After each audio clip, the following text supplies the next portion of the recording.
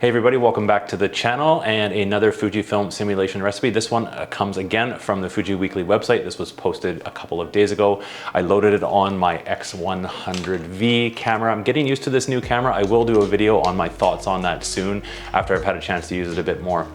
But the film simulation sharing today is the AgfaChrome RS 100. This was a color transparency film, and it was made by Agfa up until I believe 1995 according to the website, and it has a neat look. Now I like a film simulation that has that starts off with the base of classic nig. There's nothing wrong with that. It's a good start. It's probably my favorite film simulation right out of the Fuji camera. So with some tweaks like this one, it gives it a nice vintage feel. So I've got some sample images from my walk this morning. It's finally starting to the smoke is finally starting to kind of clear. So we had kind of almost a blue sky to give some nice picture, and it was nice to actually see a little bit of sun peeking through the sky. So that's kind of a nice change. It has been smoky here for about a month now. We haven't actually had some very great visibility, so it's kind of nice to get outside, see a little bit of blue sky. I hope you like these images. As always, I will leave the recipe at the end of the video,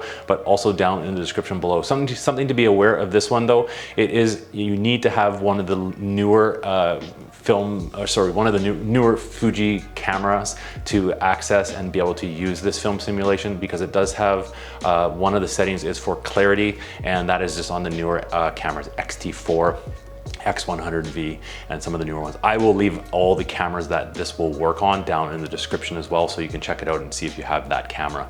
Another thing to keep in mind with clarity, I have had a few comments on the page or on the channel with certain recipes. Now clarity, what it will do and to be aware of, it will actually, it takes a while, or not a while, a few seconds for your camera to process a simulation with clarity. So your screen will actually blank out. So it kind of slows you down a little bit.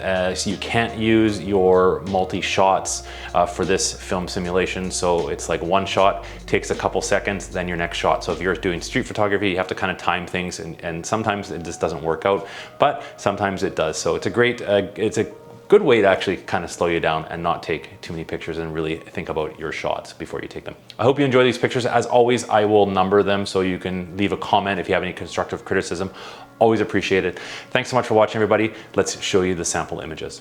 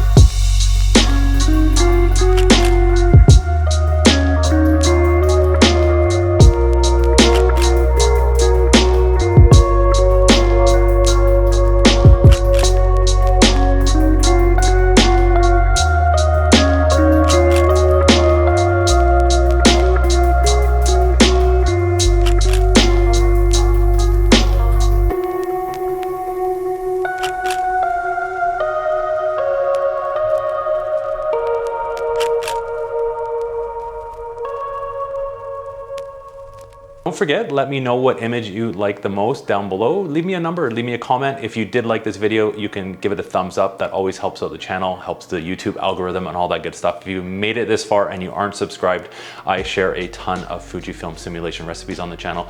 It'd be great to have you join on. We just actually passed 8,000 subscribers, so thank you to everybody who is subscribed and watching. If you aren't, just go ahead, hit that subscribe button right now and follow along. Thanks for watching, everybody. We'll see you in the next video.